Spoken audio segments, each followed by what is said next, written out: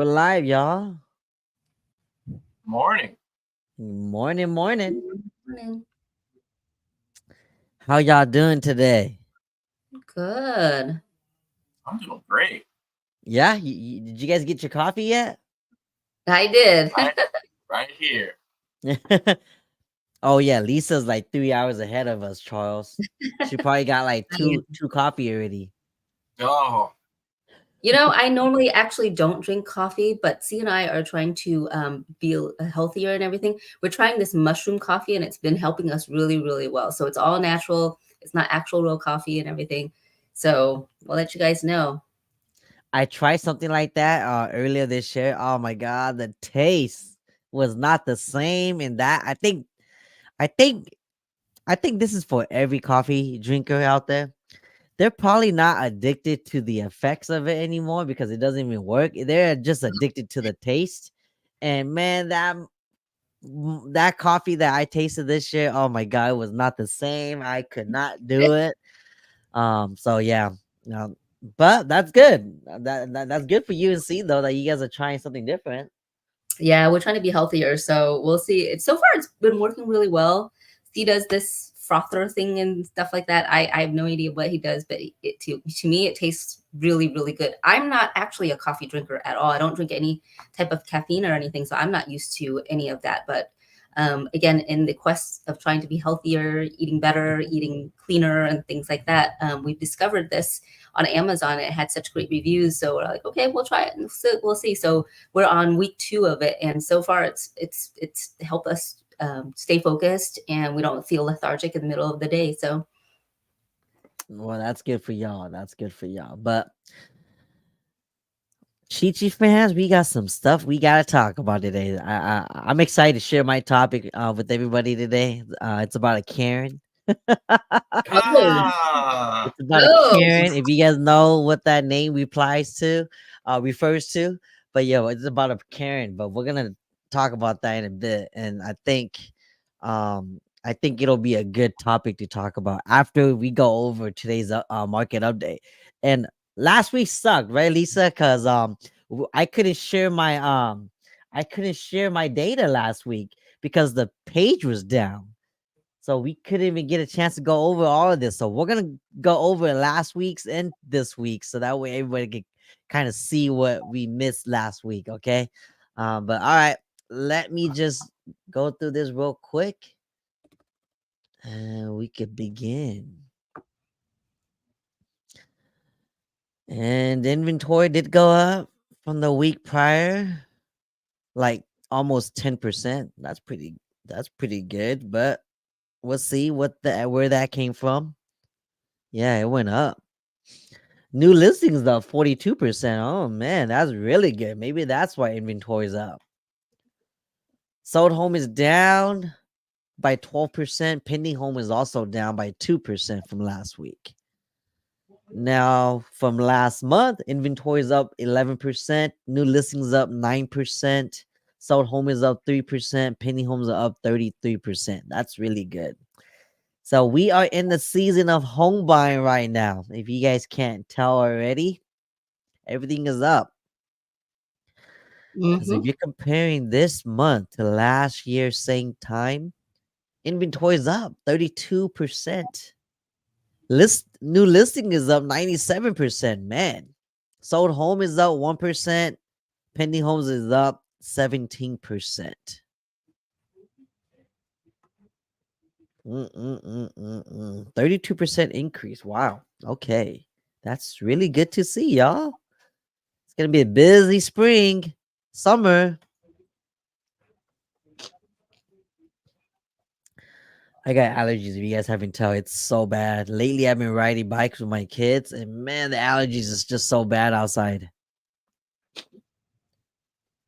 Okay, average price per square foot is up by 2% from last week and 2% from last month. Same time last year, up almost 4%. Average price per square foot.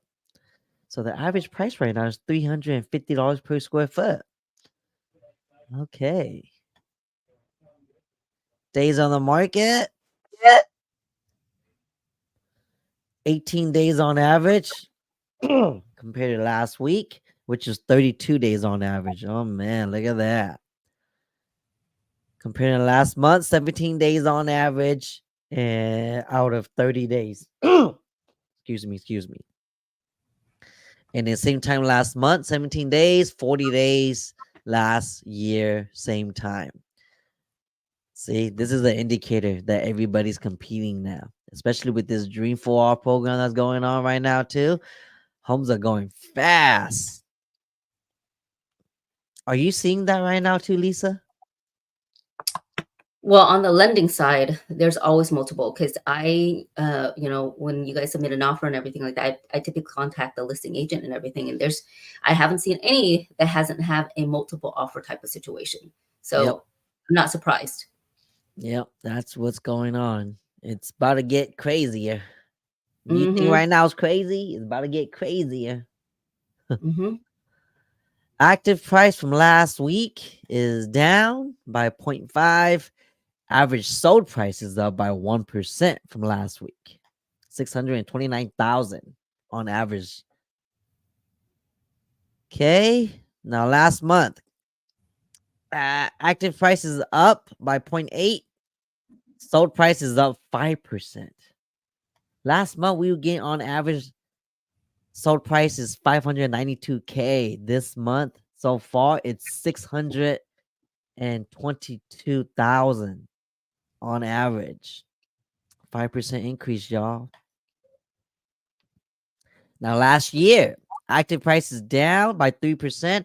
But look, this is what I want you guys all to pay attention to.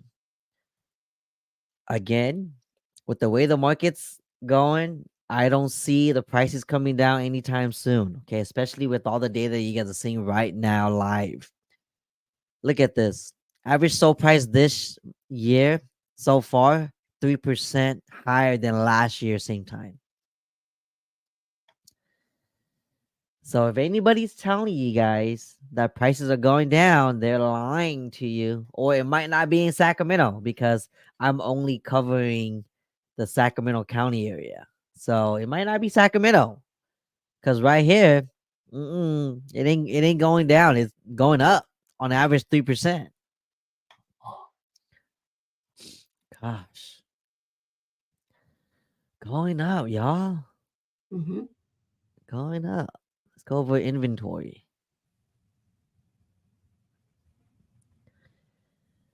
Okay, a little bit more inventory than last month. 1.4 versus 1.3. More than last year as well. 1.4 versus 1.1. But this is still very little, okay, everyone? 1.4 months worth of inventory is still very little.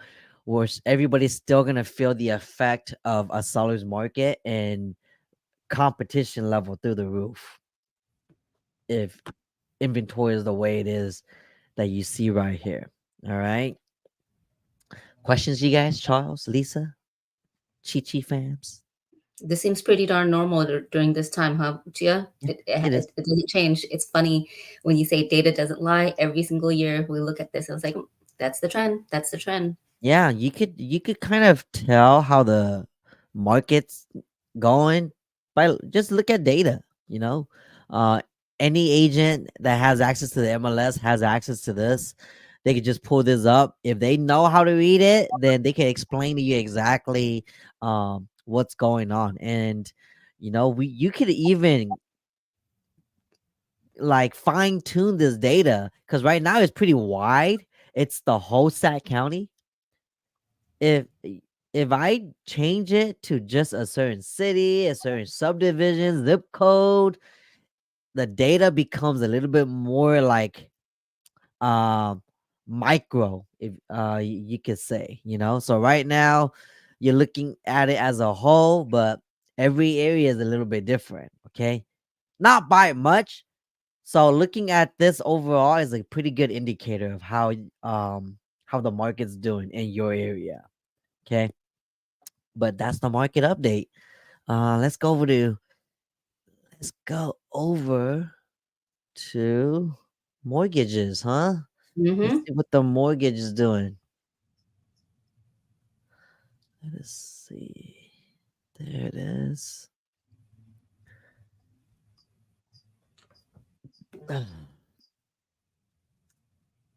30 What year fixed conventional, did it go up 7.3. or did it go down? I think it went up. Absolutely, it went up. We talked about this 2 or probably 3 weeks ago when you asked me, I was like, "Hey, Lisa, do you think it's gonna go down to the low 6s?" No, I didn't, and this is the reason why, okay? We are still in a deficit. We continue to be in a deficit nationwide and everything like that. They're gonna need to pull money from somewhere somehow. Over 33% of consumers now, the reason why the housing market keeps rising, over 33% of consumers are getting used to these higher rates and understanding that the inventory is still very minimal. Chia, you do this every single week for us to see is like, hey, inventory is still low. So the supply is still so low, demand is still so high, it hasn't caught up yet. So why would they lower the interest rate? Why? They keep teasing us with these things, right? Especially because it was an election year. We spoke about this so many times.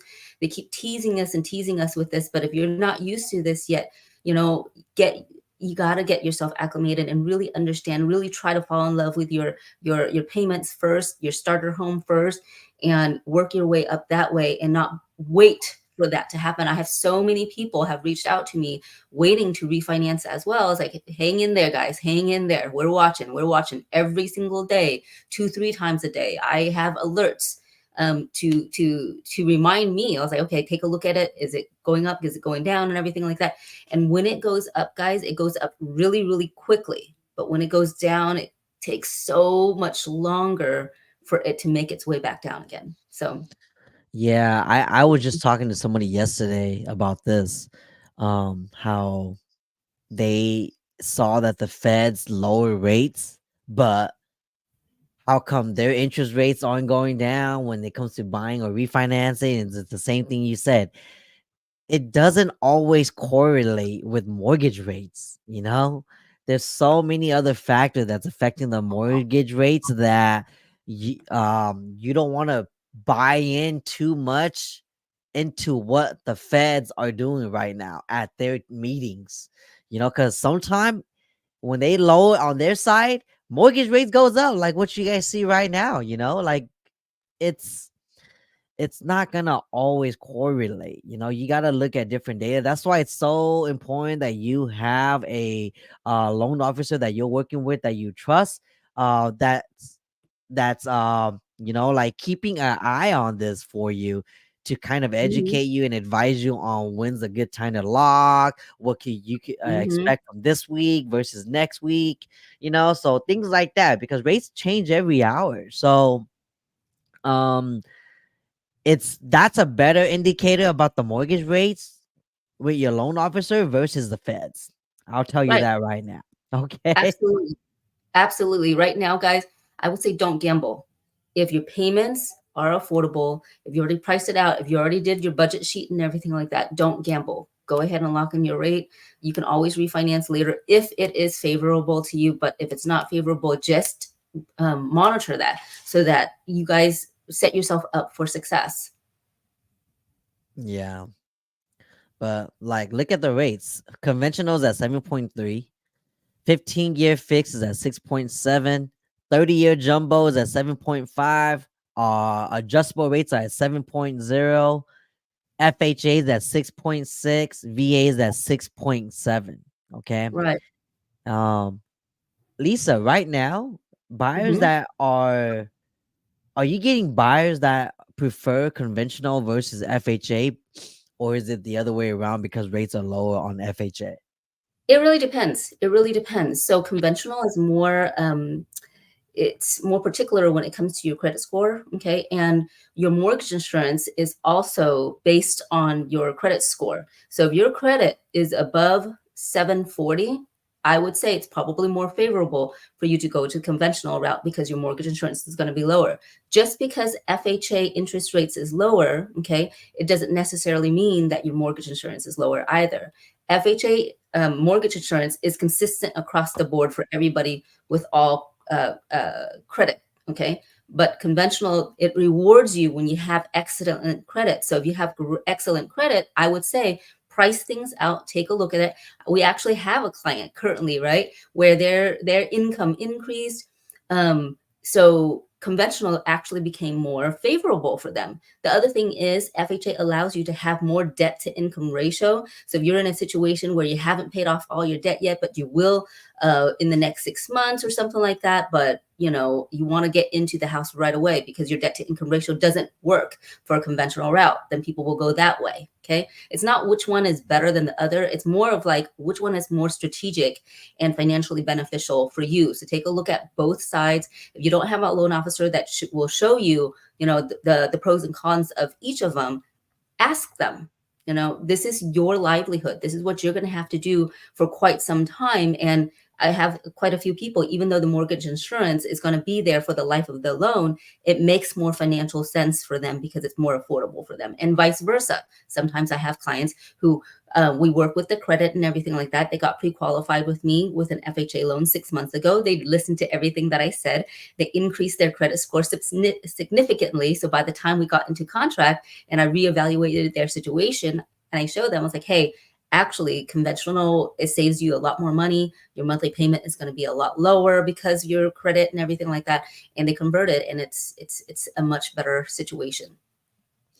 Yeah, I never really advise anybody to just look at one loan specific, and then that's it. It's always in your best interest if you compare the between the two. Yes, FHA is gonna limit you to certain homes. A conventional is gonna open up more options for you when it comes to the housing. But remember why FHA has like restrictions though.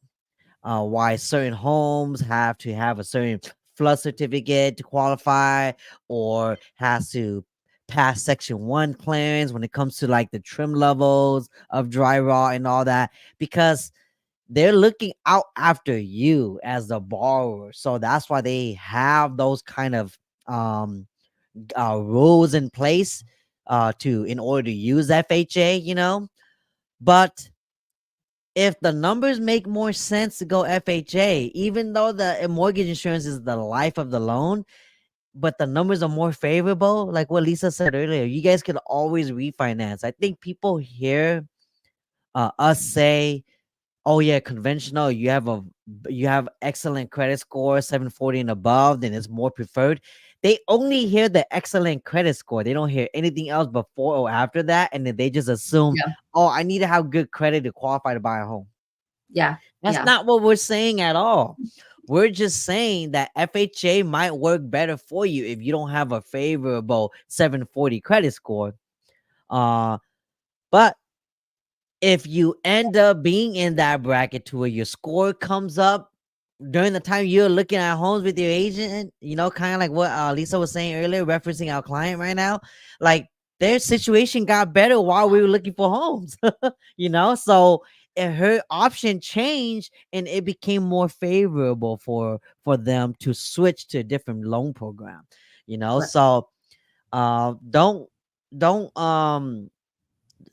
like don't leave anything for on the table, especially if it's your livelihood and it's affecting your payments and all that. Look at all your options and then pick and choose with your loan officer what's best for you, and then from there you can strategize with your agent on what type of homes you can look at, because sometimes I'll talk to clients and they're like, "Oh, I want to go look at this home," and then it's a fixer upper, right? And then I'll have to tell them, we could go look at it for the sake of looking at it, but just so you know, your loan is FHA and they're not going to even pass this for the inspection wise on the appraisal because of the condition. And it clearly states it on here that the seller is only entertaining conventional or cash offers. So just so you know, if we go look at it and you fall in love with it, we can't even submit an offer on it because they're not even going to look at it because they know it's FHA. So there's a difference. So these are some of the things that you need to know as a first time home buyer. So yeah. All right. Anything else we should add? Or should we start talking about the Karen? I think everybody's interested in hearing your Karen story, Gia. Yeah, I want to hear about this. Yes, Karen yes. stories Well, are it's always it's good. not my story. It's a content topic that I came over that I saw recently that went kind of viral. So I wanted to share with everybody just so that everybody knows the context of what happened, because I don't think anybody understands how this works, or they have questions about this. Okay, but let me just share my screen real quick. All right, you guys see that? Gosh, I wish I could. Here's how much you need. Oh, This is the most insane H. can you guys hear? Uh-huh. You guys heard it? You guys hear it? Uh-huh. Here's how much you need to make. This is the most insane HOA Karen ever. She enters private property and watch what happens next. How come I can't hear it? We can hear it. Oh, I can definitely hear it. Here's how much you need to make. This is the most insane HOA Karen ever. She enters private property and watch what happens next. Knock, knock. Hi there, folks. My name's Jessica. I'm from the HOA. I'm bringing a couple of citations over to you guys. I don't know if you didn't get the memo. You can't have 3 cars in your driveway. Ma'am, do you live here? Do you live in that RV out there? You look like the type that would live in an RV. Put your little camera on me. First of all, you need to back yourself out of my yard, or this dog will attack you. Yeah, I'm pretty sure you don't have a permit for that dog either. So This is the most insane. Is that crazy or is that crazy? You look like the type to listen. Yeah. Man, I totally missed that. Sorry, guys. I guess somebody was cooking in the kitchen and the smoke alarm went off, so I didn't hear a thing. Did you want to go back and watch it? It's very quick. Yes, yes, please. HOA Karen ever. She enters private property and watch what happens next. knock, knock. Hi there, folks. What are you doing in my yard? My name's Jessica. I'm from the HOA. Wait, you don't have an HOA. I'm bringing a couple of citations over to you guys. I don't know if you didn't get the memo. You can't have 3 cars in your driveway. Ma'am, do you live here? Do you live in that RV out there? You look like the type that would live in an RV. Put your little camera on me. First of all, you need to back yourself out of my yard, or this dog will attack you. Yeah, I'm pretty sure you don't have a permit for that dog either. So This is the most insane. What do you think? What? I don't think that dog's attacking anybody either. But I don't know. But anyways, That looks like a really lovable dog, okay? yeah. But what? So let's talk about the elephant in the room. Yeah. Because everybody that sees this video is either saying, "Oh man, I'm never buying in a HOA." Did you guys know that any home can become HOA implemented if some of the neighbors just comes together and decide they want to form one in your area? It doesn't have to be the street, doesn't have to be a community, doesn't have to be. It could just be a few number of homes. Did you guys know that? I didn't know that. No. So, Chia, what about, okay, if that is the case, right? And basically, based on this video, if there's a group of neighbors that already formed the HOA, couldn't there be another group of neighbors? And it's kind of like almost HOA versus HOA. It seems so silly to me. So that part I don't know, but what I've learned is there's some areas, like especially in Rosemont area, there's specific streets where it's only HOA in that street area, and then you go to other streets and it's like HOA doesn't cover that area, and you're like, what? And it's because some of the homeowners in that street decided they wanted to form an HOA for their street, so that way it keeps it clean, they have people watching, etc. You know, some people like it, some people don't. But it is possible to do that. All you gotta do is just go to the city and let them know that you're applying for an HOA in your area and you have enough people to be the board. You have people to oversee it, and you're gonna implement this and that, and they kind of take your application in and let you know what you need to do to get it going. Okay, so what about the rest of the people? Let's assume, right? Like you got a group of 5 people that recruited another 5 people. So now this HOA committee has like 10 people, right? And there's like a community of 200 people. What about the other 190? I was like, I bought this house because I didn't have to worry about HOA. How does that happen? So it goes into voting. What Who happens gets is, the city won't just allow you to do it for the sake of you wanting to do it. It Okay. goes into a voting, and if during that time the majority votes prefer HOA, then they're gonna get it. It's Okay. always a voting. So with HOA, I believe it's the October or November that there's always a yearly meeting, but people don't ever go to their HOA meetings. They just wait to get like a news blast letter glued to their door, to get updates. But if you live in an area that has HOAs, you should go, because if Yeah. you don't like how certain things are done, certain individual that's coming to your yard, you could go and vote and complain. You know that, but people don't know that. That's why when you buy a home that has HOAs, lenders, what do they always ask for? They ask for the certifications, for like the insurance, how they're doing, how they're handling the money, what are they using the funds for, right? They ask for all of that. And each lender, if I remember this correctly, they have a different criteria for what you can, like the certain threshold ratio of the fundings that you have, right? Yeah. Yeah.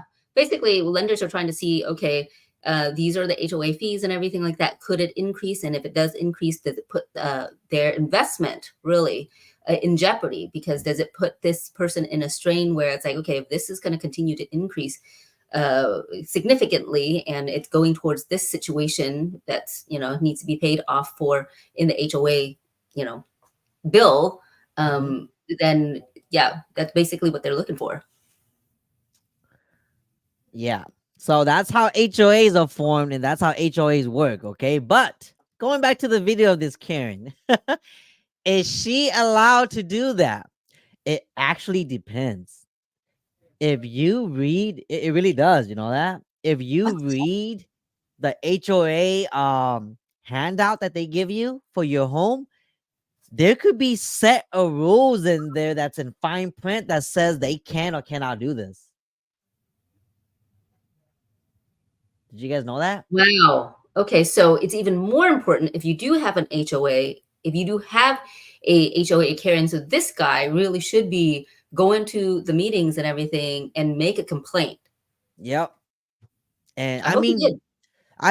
she said a lot of things on there that is definitely gonna probably get her in trouble already. Yeah.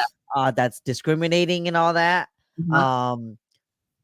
So for that, I don't know, but for her walking in and giving out citations, that's what they do. You know that they actually bring citations to you if you have a citation, and not just that, but because you have a citation, the whole community in that HOA knows you have the citation, which house you live at, everything. They let everybody know. They make an example out of you.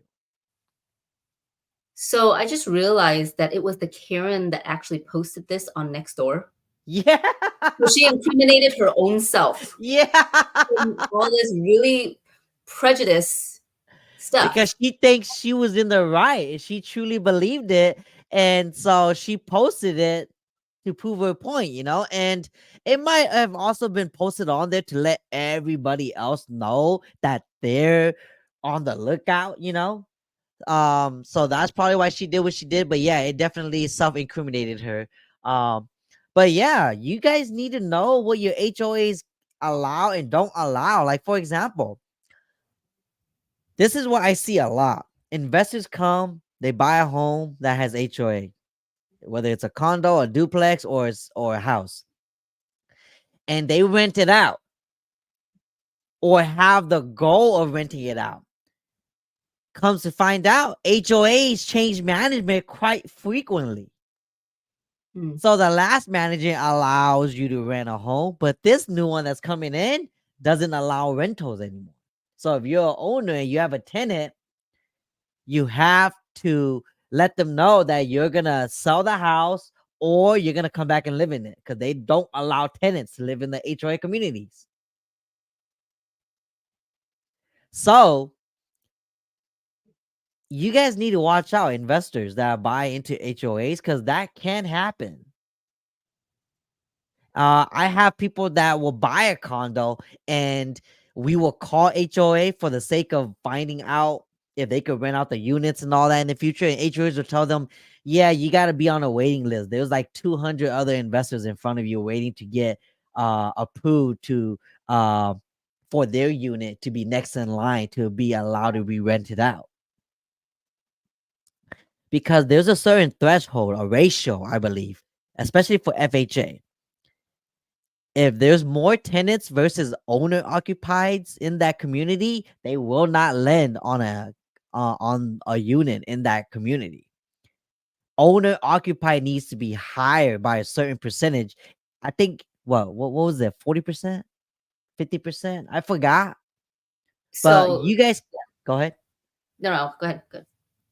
But I think you guys could ask your specific lenders what that ratio is before you move forward, because sometimes sellers will put their homes on the market and don't even realize that their home doesn't qualify for FHA Yeah. because there's too many tenants that live in that community complex that FHA has not certified it to pass certificates for FHA. So because I had a condo recently that had a hard time getting lending. Period. Nobody wanted to lend it, even conventional, because Yep. there was so many renters in that complex that nobody wanted to lend on it. Why? Why is that? Here's the thing with HOA, okay, especially for condos. So HOA is a shared bill in that community. Condo means it's a condominium. Whether it be 100, 200, it's basically almost like you're owning your own apartment, right? Yeah. But they convert it so that you can actually own each apartment, but they call it a condo, right? So we call it a condo. You don't own the land. You don't, there's roof maintenance, there's landscape maintenance, there's parking lot maintenance and garbage and all the other stuff that they take care of normally in an HOA. So when there's a lot of renters and investors who don't always watch over the property and everything like that, right? The HOA bill, say for instance, it's $20,000. Everybody that lives there shares that. Every homeowner shares that. But let's just say, for instance, if there's a condominium of about 200 people and 5 people do not pay that bill, guess who has to pay the bill? The rest of the tenants of that 5 units gets divided and everybody else has to pay. Is that unfair or is that unfair? It's pretty unfair, right? Yeah, It's it pretty is. unfair. But in a tough market and everything, right? When 2008 hit, what ended up happening was more than 50% of the people weren't paying their HOA bills. So the other half of the people, now your HOA that was 400, now it's 800. Then it continues. So when there's more renters in the area, it is a higher risk that could happen. And if that did happen, then it puts the homeowner in a very precarious situation. And as much as I would say lenders care so much about people, they don't. They care about their investment, which they're thinking, if these people can't even afford their HOA, how are they going to be able to afford their mortgage? That is why. Right. Yep. And another thing I do want to share too is she mentioned here that you don't have a permit, sir, to park 3 vehicles out there, and your RV is definitely not permitted to be parked in the driveway. Some HOAs will not allow you to park more than 2 cars on the driveway, or have a RV or a boat parked in front too. That's true. because it obstructs the neighborhood, right? And a lot of times people have these things like, that's not even fair. That's my property. That's my driveway, right? It's true. But if you live in a certain neighborhood that doesn't allow you to paint your house hot pink where everybody else is kind of really cooler, it's kind of cool, right? But at the same time, when it's overly done and everything, and you feel like you're so restricted, even though you collect cars, you don't have enough garage space, you like to park your car out there, you can't.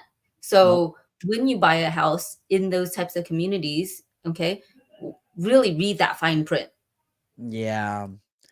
Sometimes I they lived don't even in let one you. community like this before. Yeah. Sometimes they don't even let you work on your vehicles or wash your car on your No. own driveway. Yes. No, you So can't. true. You can't. There's so many different things. So I used to live in a community in Elk Grove like this about 10 years ago or so, and it was basically exactly the same. You know, you have to make sure you can't have your lawn a certain height. You can't have your garbage cans. You can't have your vehicle. You can't have your garage door open. If you're going to have your garage door open, you can't do anything in it. You have to only have your cars in it. You know, all that kind of stuff. The funny thing is you bring this up. So I make fun of my wife all the time about this because she does this for a living, right? Here's how much you need to make to buy this $496,000 house. Oops, I don't know sorry. if that was me or you. No, it's all good. She does this for a living, right? So I like to joke her all the time and say that she's a Karen because she does this, right? So she doesn't actually hand these citations out to people. She violates people, right? So like she'll take pictures and then post it and give it to the association. So obviously we don't live in this HOA. We don't own a home in this HOA that she works at, but she works for a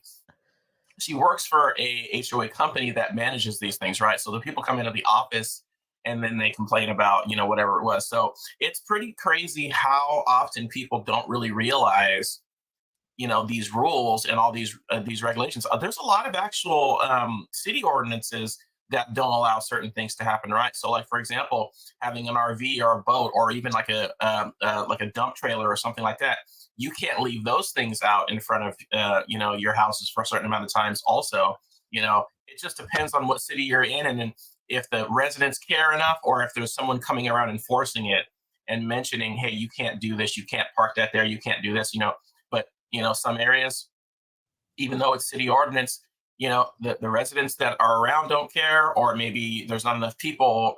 There's no enforcement arm that's going around and actually doing this, right? So yeah, you really have to understand if you're gonna. I would never live in an HOA again, not ever in my life, ever. I couldn't. It's ridiculous. Now, I mean, and I like to keep a nice, clean area and all that, and I don't, I'm not the type that would have these problems, and I like the idea of having some of these rules because there's a lot of people that abuse it, right? Yeah. But there are so many ridiculous things that are part of these rules and regulations with these HOAs. Like I couldn't do it. I couldn't be, handcuffed to some of the things that they expect you to do. It's just insanity to me. It can be. I mean, I I don't think know. it's all bad. I don't think it definitely all bad. I mean, there's that spectrum, right? Where if you live in a really nice neighborhood, the parks are nice and everything like that. You want your property value to go up, which means it has to be kept, and somebody has to enforce something to keep it that way, right? But at the same token, when it's overdone, like this Karen here, and really for homeowners that are buying in these areas, really truly read those fine prints, know your rights. Like Chia said, go to the HOA meetings. I know it seems really super boring and everything like that, but if you don't stand up and vocalize, then how are you going to be able to vote for things like this not to happen? Yeah, because sometimes they could just do a meeting, and because there wasn't a lot of people that was gonna vote against what they were gonna implement, they automatically win. So what they would do is, let's say they wanted to increase your HOAs by 20% because they're gonna use the increased funding to go towards a new clubhouse or a pool or hiring a security guy. What if you don't want any of that? Or you don't need any of that? You guys live in a really, really nice area already. It gets implemented because they don't have enough people that goes to the meeting to make the votes count, So it's good to pay attention to all that. Not just that, but you guys were talking about how like some back in the day, certain tenants didn't pay for their HOA dues, and then the other rest had to pay for it. Now, if you don't pay your HOAs and it becomes due, your HOA could repo your home. Isn't that crazy? That's crazy. That's They crazy. And that leaves so much room for, personally, I think, fraud. Because if you recognize that, think about that, guys. I mean, people, we talked about squatters before. Just think about that. There's going to be a lot of people who are just looking, because back in 2008, people were looking for houses that didn't pay their property tax. So you guys know that if you pay property taxes, kind of like the squatter law thing, right? The government can foreclose your property faster than the lenders can, which means if you pay all your property tax, all that property tax on that time, there's people who are flipping houses. All they did was pay for the property tax bill. The property tax bill was less than, $25,000. And they own that house now. That's so crazy. So in this situation, that absolutely could open to that. Oh, we lost Chia. Chia, we lost you. How does that work? Yeah. I don't know how that works either. Oh, he said, shoot, I'll be back. So it must have just dropped him out. No, that's crazy though, because just starting to bring up that whole situation with squatters, it's insane to me what allows people to come in and then now occupy a home. Like that doesn't make any sense to me. I don't even understand how that works. Where if you're in a house long enough, that doesn't belong to you, you're not paying anything. Like, how does that work? That's insane. That there's the ability for something like that to happen. That doesn't make sense to me. It's crazy, because when you're talking about that, I was starting to get a little bit irritated, because it's like, seriously, it's such a feat to be a homeowner to begin with, right? And it was such a beautiful journey that I get to be a part of for the people that need that, right? And yet at the same time, there's so many people that are so advantageous, opportunists, and I can absolutely see it here. If squatters have rights and people are taking a look at the situation and they're just pouncing, they're just waiting. There are investors, there are people, there are websites, there are places that talk about like, hey, there's a list of houses that are going to go to foreclosure. There's a list of houses in which there's a possibility that people aren't paying their HOA, right? There's always going to be a list of something.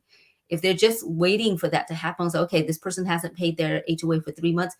Same thing as before in 2008, where they're looking for houses that are in default. These people haven't paid their houses, and after 3 months, okay, we're going to pounce on it. We're going to be on the auction footsteps. We're going to be on the court's footsteps, just waiting for this to happen like vultures. And it's kind of nuts. It's an opportunity for people, but at the same token, you're waiting for somebody to fail in order for you to pick that up.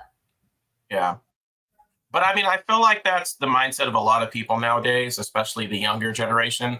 It's what can I take advantage of so that I don't have to work as hard? And I don't want to generalize and say it's everybody, but I've really noticed that lately, that's the mindset of so many people nowadays, is to what shortcut can I take? What advantage can I take advantage of, or whatever it is. And this is the kind of thing, like you said, looking for a list of homes that are in this situation. It's crazy to me that you can just quickly, take control. And there's all these little loopholes that people don't know about, and only certain people know about it. And then they're taking advantage of those loopholes. And it's crazy that kind of thing can happen. I know you were talking about, that was one of the things that you wanted to mention about the squatters. So you said you kind of dug into it. What other stuff did you? Rabbit hole the last time. I went into the rabbit hole the last time, and I don't know if I can present because Chia's not here, but let me try, okay? Let me try to share my screen.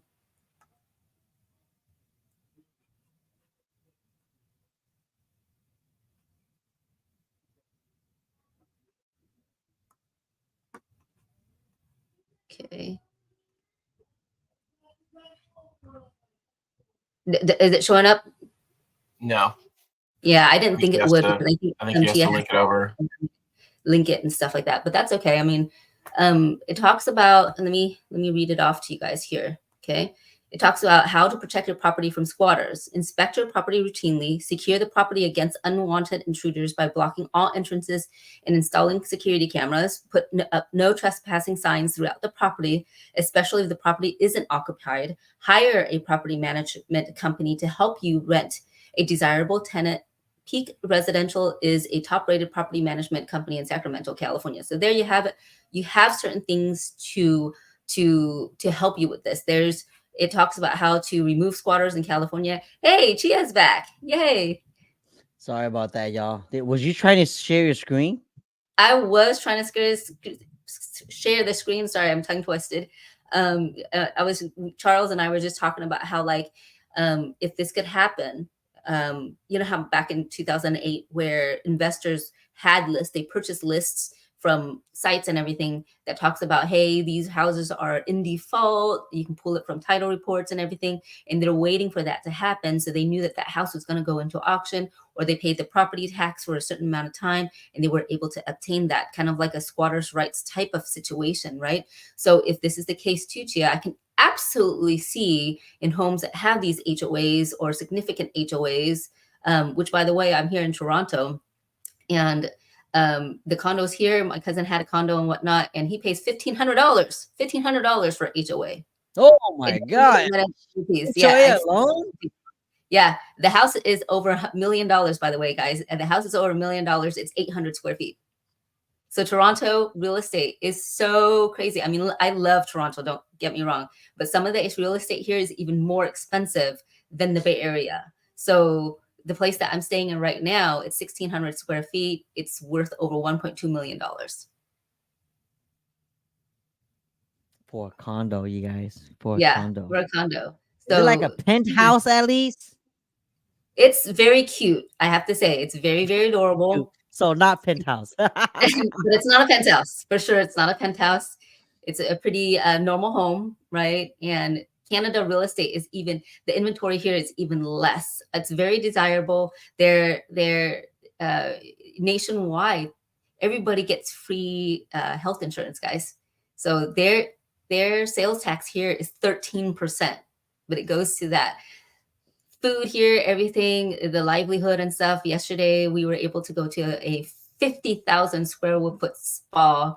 It was a $68 for the entire day. So we get to do all of the amenities. It was pretty darn cool. So there's a lot of really stuff here. It sounds like you're moving there soon. I would love to have a second home here. It is amazing. I love it here. Toronto, okay. Well, what did you guys talk about when I was gone? Just the squatter issue and the foreclosure list? The foreclosure list, and also the possibility of the HOA list coming out. If this is the case, that's going to be... There's a site for it. You could go and look it up. HOAs, foreclosures. And you could look up a specific HOA company, what inventory they have for sale. That is really crazy. Yeah. I wonder how that would work. Yeah, I wonder how that would work. Same way you would buy a foreclosure at that has tax liens on it, that's at an auction. Because I think the same place that forecloses on properties for Sacramento here, they do all of that. They do the tax liens, they do HOAs, they do all of that, utilities, liens, they do all of that. You just got to find out what date they're holding it specifically for only HOAs. Yep. I wonder how that would work, because when we talk about property taxes, right, that's directly to the county, the city, and whatnot. Okay, so once you pay that bill and everything like that, it's almost as if whatever loan that was on there is a wash, because that loan doesn't belong to you. But property tax is still property tax. If they're not paying the HOA, they most likely aren't paying the property tax too. So there's probably a step two. I'm going to do a little bit more research on that, because there is. So the same way if investor was buying a home that was foreclosed, right? They would have to pay off whatever it is that's owed to the bank, right? And sometimes it's negotiable too with the bank to where it might not be the full amount that they had initially wanted. It might be lower. So it's the same with HOA. Sometimes these fees pile up, but just because you pay the HOA dues, there still might be a loan balance on it. Right. That will get negotiated as well. I think Yeah. there was this investor that I follow. I forgot his name. He does that. He buys nothing but HOA repos. Wow. Yeah, so I'm it's gonna the look into thing. that. It's a thing, but people don't talk about it much. They talk about just pre-foreclosure. They talk about the tax liens. They don't talk about HOA repos. You know, I'm wondering, Chia, I'm going to do a little bit more research about this because this is very interesting for me because I invest in real estate and I don't even know about this, right? Oh, wow. Where if you did that, I wonder at that time if it's an FHA or even a VA loan, that the lender would be more willing to assume the loan because it's much Possible. lesser of a loss for them, Possible. Yeah. right? Yeah, look into it. Let me know. Yeah, I'm I glad you will. learned something. I love it. Always something new in real estate. Always changing. They're adding to it too, Yeah. but all right, Charles, what do you have on your agenda today that you wanted to go over? Well, so this is one of the things that a lot of people, they're just like, whatever, it's not that big of a deal. So I'm going to talk about GFCIs today. Oh, yeah, that's a good topic to talk about. Yeah. So here, let me set my thing here. What does GFCI stand for, Charles? Ground fault circuit interrupter is what GFCI stands for. Ground fault circuit interrupters. There it is. That's what it is. Everybody's used to seeing these things. Maybe the buttons might not be red and black. Sometimes the buttons are just white, or sometimes they're other random colors. But the idea behind these outlets, these are safety devices that are installed in pretty much every home nowadays in multiple locations, right?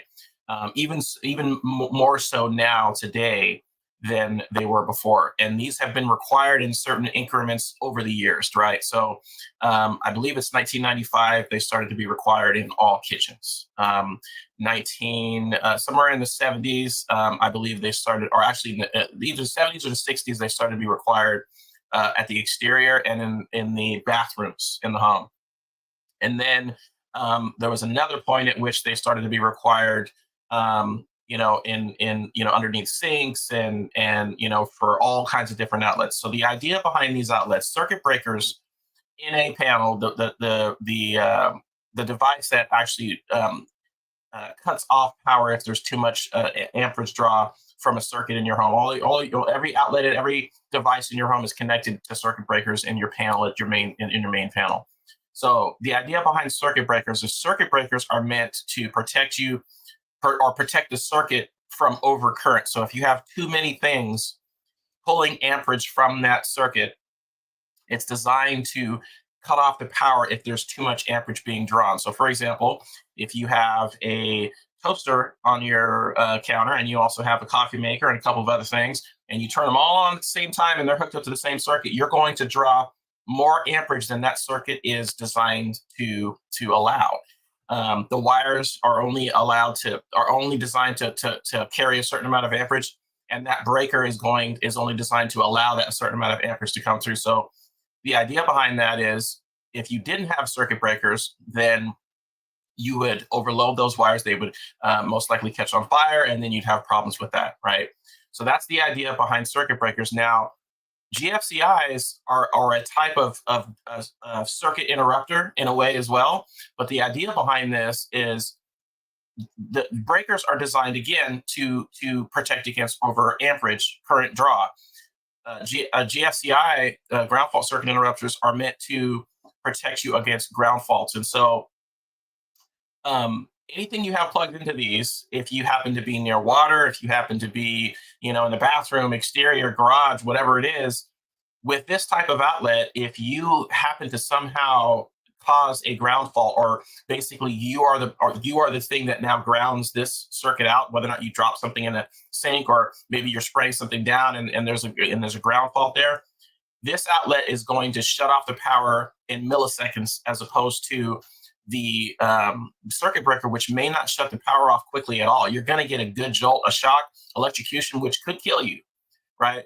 So the idea behind these outlets is it's going to protect the user that's in this area, whatever you have plugged into these outlets, and it's going to protect you from getting a dose of a potentially fatal electric shock. And so the reason why they're suggested or required now at all areas in bathrooms, kitchens, garages, exterior outlets, these are all areas where you're typically going to have water nearby, or you're going to have a possibility of having a ground fault, right? Or a circuit. And so having this there, that's why it's important. Now, just like everything else, these have a lifespan. They don't last forever. And most of the time, no one tests these until I come around and I test them, because that's what we do during our home inspection. Just like smoke detectors, just like anything else in your home, it has a lifespan. And when it's just sitting there for years, nobody's using it, nothing happens. It's not going to last forever. And so that you have this protection, so that you have this safety device in place, you should test these things monthly, just like you should test your smoke detectors to make sure that they're functioning. You should change the batteries in your smoke detectors. How would you test these to people that don't know? You can test it right on the front of the device itself. You can press the test and reset buttons. I like the idea of using a actual GFCI tester, which is a device that you can purchase from Home Depot, your local Lowe's, whatever it may be. They're about $10, $15, and you can plug it into any outlet. And the other thing that a lot of people don't know is that even though you don't see one of these outlets right here in front of you at your location, that doesn't mean that the circuit isn't GFCI protected. A lot of newer homes, especially, they have breakers in the panel that are GFCI protected. So not only are you protecting that one outlet, in this case, in the bathroom, right? You're protecting everything on that entire circuit all the way back to the panel. So having a tester that you can actually purchase from Home Depot or Lowe's, whatever it is, and press the button and plug it in. That's what we use as home inspectors to test the circuits. If you don't have one of these in your bathroom, kitchen, that doesn't mean that there isn't one somewhere else that's protecting it. These outlets actually have an input and an output connection on the back that will protect other things that are connected to it as well. So, for example, if every one of your outlets at the exterior of your house don't have one of these installed, a lot of times homes that were built in the 80s and 90s have one of these in the garage that protects all of your exterior outlets. Or if you have one in your bathroom, in one bathroom, and there isn't one in every bathroom, that one in that one bathroom will most likely protect all of the bathrooms in your home. But the only way to fully know that is to have one of those little testers to try it out. But I absolutely recommend doing that, as a homeowner, to check your outlets to make sure they're functional. And not only that, if you buy a home that's older, and we talk about this during a home inspection, or even if you hear about it, on the internet, whatever else it may be, your home's older, we say, oh, it's grandfathered in because it wasn't required at the time, so you don't have to have them. That doesn't mean that it's not important to have them. It's a safety device, and they're installed nowadays on all of these homes, these newer homes, for a reason. And it's very important to have these installed in all of those same locations that I mentioned. So around your kitchen area, anywhere within 6 feet of water, so near your sinks, in your bathrooms, any of your bathroom receptacles should be GFCI protected. Any of your exterior outlets should also be GFCI protected, especially outlets that are supplying maybe, you have something on your porch or on your patio, a fountain that's on your patio or whatever else it may be. You should have all of those outlets protected. Just think when you're going over there to go fill up your fountain because the water evaporated or whatever it is, and then you somehow, maybe the pump went bad. So now that whole device there is energized, but you don't have GFCI. If that pump was damaged and it failed, and now that water in there is energized, the GFCI would have shut it off immediately. But if you go over there and you go to fill up your fountain, or you touch something, you can get a good electric shock without having this kind of protection. So again, very important. These outlets are only about $15 or $20. As a homeowner, if you feel inclined, it's definitely something that's doable. Obviously, always be safe. Shut off the power before doing any kind of upgrades like this. It's definitely important. But if you don't feel safe doing it, have an electrician do it. But it's still definitely a good idea to have these things installed. So, question. It says ground fault circuit interrupter. What if your home was built in like the 50s or 60s where there is no actual ground connector going to your outlets because there's only those two prongs? So these outlets can be used without what's called an earth ground or an equipment ground. You can use these outlets and they will provide some bit of protection, but it's always better to have them installed with an actual earth ground. And so if you don't have grounds in your home and you're going to install some of these, I would absolutely suggest adding a ground to those circuits. It's a little bit more complicated when you run into that, because then you have to have an electrician run a new line, and you have to have either a ground rod installed, or you want to have to have it strapped to a plumbing pipe or something like that. But they work better in the case of having an equipment ground, but they still will provide some protection if you don't have an equipment ground. Good to know. Good to know, because we work with a lot of homes that are older that don't have that ground source directly that's shown in this picture. So that's always one of the questions that I get is, why am I going to install something like this when my house don't really have a ground and I don't have the budget to have an electrician come out and install grounds to my whole house? Well, think about it this way. I know a lot of people mentioned, they say the same thing. I don't have a budget to do this, and this. Okay. You have to think about it. When these things are brought up during an inspection and you think, okay, well, I'm going to get a credit and I'll do these later, or I'm just going to buy it as is, so I'll do it later, right? Most of the time, you're not going to do it. It's not going to happen. And then you're going to go sell your house later, and then none of that stuff's done, right? But the idea is think about it this way. When we talk about, again, smoke detectors that are older, we say that they're older and that they should be replaced for a reason. House fires are a real situation that happen all the time. Electrocutions and deaths from electrocutions happen all the time. So these things that we talk about, it's a suggestion and it's recommended, but it's something that should definitely be done. And you really should think about these things. Yeah, you know what? That baseboard over there is a little worn. That's something you can get to later. That's not a big deal. But when it comes to some of these other safety recommendations that we're making, you should really heed those warnings and think about it, because it could save your life. I agree.